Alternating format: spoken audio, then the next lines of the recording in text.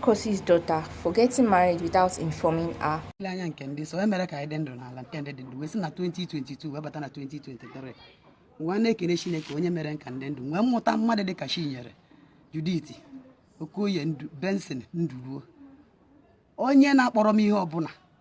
o nwere ihe o ji nwe kpọrọ mana nna asị Chineke ekene dere ya onye na-ahụ na ihe na-ahụ na nzuzo onye mara onye oyeke ma onye oyeke amara ọ bata ihe dị mma elote echeta obi esie ike ogunyere onye agụpụrụ agụpụ dike ndikerere papa gospel wodogu ka ebo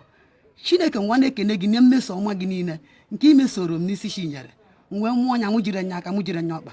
nkwụọli agwọ akwụkwọ zụọ nya na one nkekwa m wee kwụchachalịa Chinyere iwe ji Chinyere ji wee kene Chinyere Judith Benson Nduruo Okoye wee bọsịa ya eme egwu ya ọnwa ite emele egwu ya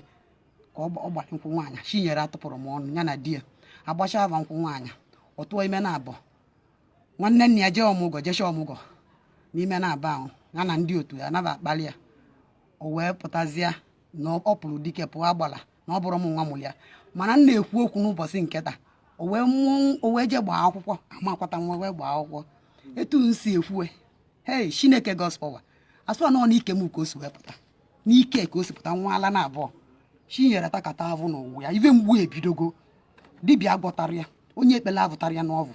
ọkwa akwụkwọ ọgba mechie ihe niile o nwere ihe ọ kpọrọ m o nwere emejọrọ nye ụgwọ akwụkwọ m kwụrụ wayeki ma ntam Imoloko o wee nụọ dị n'Enugu steeti avịa bụ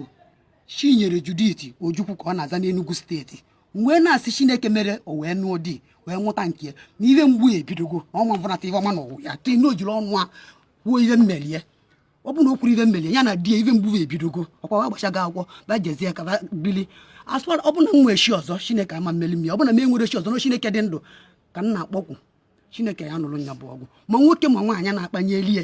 ma ndị lile oke dịlị m okeve va ya avụọ nkeve ma nọrọ eluva aka aja kava ya ga na-ata na-ayọ nni ma ndị dị n'alụ ma ndị zara ava nne ma ndị zara ava nna maka na mmadụ weli enyeni na ọnya mụta Chineke vụrụ ya oke ya ma nwe tụọ o si wee narị m oke nwa m wee nechi anya sị na o kwesịrị m Chinyere Judith Ojukwu ka ọ na-azazive Enugu steeti ịtakata avụ n'ụwa ọ gara adịnataghị mma n'aha Jizọs amen otu nkwulite ka ọ ya dị n'aha Jizọs etu nna chite aja Chinyere ana m achiteli gị aja n'obi inu